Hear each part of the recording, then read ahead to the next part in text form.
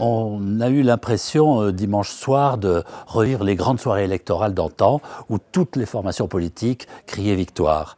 Alors dimanche soir, effectivement, l'UMP, le Front National et le PS se sont dit satisfaits, avec des raisons plus ou moins valables. Alors pour l'UMP, effectivement, c'est une victoire. L'UMP redevient avec ses alliés de l'UDI et même du MoDem, malgré les anathèmes lancés contre François Bayrou, la première famille politique de France. L'UMP, en plus, peut espérer dimanche prochain avoir de très nombreux départements conquis. Donc c'est une très bonne nouvelle pour Nicolas Sarkozy. L'UMP va aborder des échéances capitales avec la création d'un nouveau parti.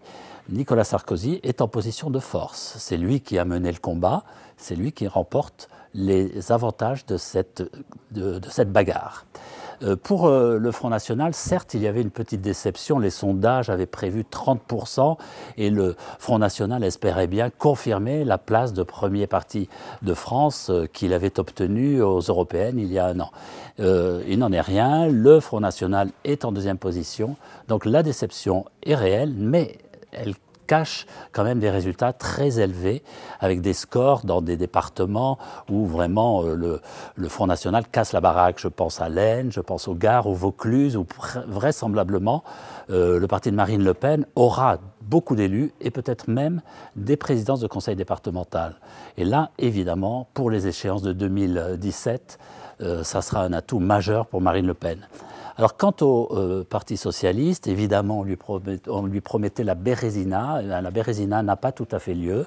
Certes, c'est un gros échec, mais pas aussi cuisant qu'attendu.